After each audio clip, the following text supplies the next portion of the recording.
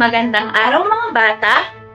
Eto na naman muli ang inyong Ate Jonah, nagbabalik upang handugan kayo ng isang magandang kwento. Sa mga bago naming manonood, para po sa inyong kaalaman, isa ako sa mga staff ng Ilocos Norte Provincial Library, ang inyong tagapagkwento. Pero bago tayo magsimula, meron muna akong isang katanungan. Mga bata, kayo rin ba ay nalulungkot minsan? Kung ang sagot niyo ay oo, pakinggan niyo ang kwentong ito. Ang pamagat ng ating kwento ay Noong Nalulungkot si Tongtong.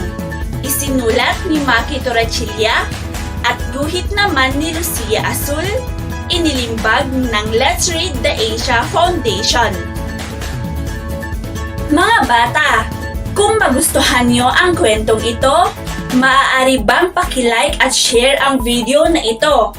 Kaya naman, tara na at umpisahan na natin ang ating kwentuhan. Isang araw, si Tongtong ay nakaupong sumasandal sa kanilang pintuan. Tinatanaw ang madilim na kalangitan at nakasimangot. Tongtong, may pag-aalalang tanong ng kanyang nanay. Nanay, hindi pa nakauwi si Kambang. Sagot ni Tongtong habang nangingilig sa kanyang mga mata ang mga butil ng luha sa sobrang pag-aalala sa kanyang aso. Wala akong kalaro. Nagsimula ang pagtagaktak ng ulan sa kanilang bubong. Narinig ni Tongtong ang tawa ng kanyang mga kalaro. Ilang sandali lamang ay nagsidatingan sina Akay, Nene at Berto. Tongtong, halina at maligo at maglaro tayo sa ulan. Aya ni Akay habang sinutuklay ang basang buhok na nasa kanyang muka. Ayaw ko. Sagot ni Tongtong. Hindi pa nakauuwi si Kambang. Lumapit ang kanyang nanay at hinagod ang likod ni Tongtong. Tongtong, naiintindihan ko kung bakit ka nalulungkot. Sabi ng kanyang nanay. Ang damdamin natin ay parang kalangitan. Minsan maliwanag, minsan madilim. Kahit gusto nating laging mainit para makapaglaro, ay mayroon talagang panahon na kailangang umulan. Pero hindi ba maaari pa ring maglaro kahit umuulan? Humarap si Tongtong sa kanyang nanay at tumango-tango. Pwede bang hintayin natin na humupa ang ulan para makauwi si Kambang o hindi kaya ay maglaro ka muna kasama ang iyong mga kaibigan? Mungkahi ng kanyang nanay. Agad na tinanong ng nanay ni Tongtong sina Akay, Nene at Berto. Nabasa na habang naglalakad sa tubig ulan. Kayo, ano ang ginagawa ninyo kung kayo ay malungkot? Tongtong, kapag nalulungkot ako, hinihiram ko ang lipstick ng nanay.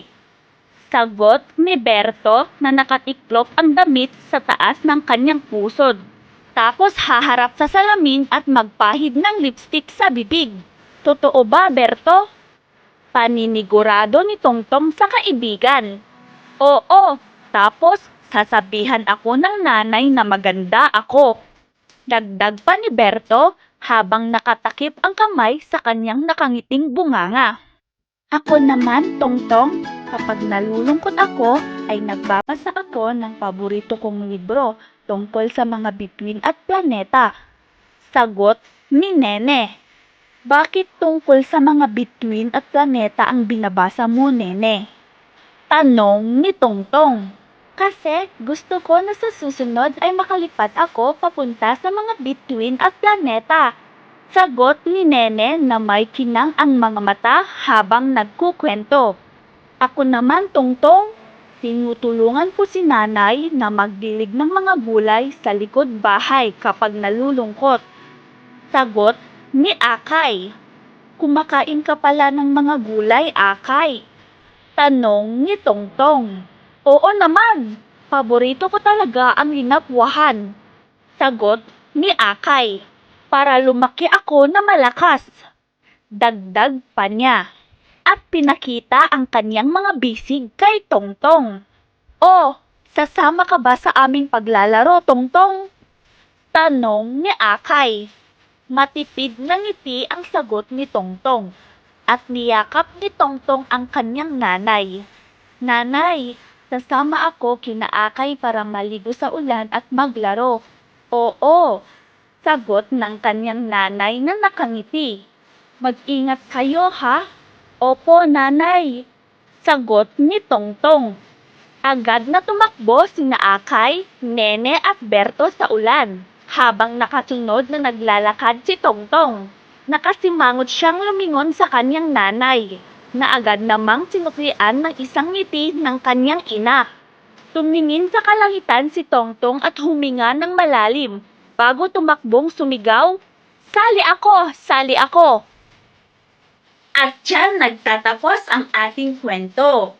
O mga bata, minsan ay nalulungkot tayo. Pero pwede rin tayong sumaya.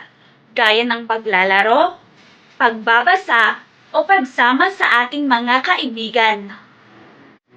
Hangad ko na may natutunan kayo sa araw na ito. Hanggang sa muli, paalam!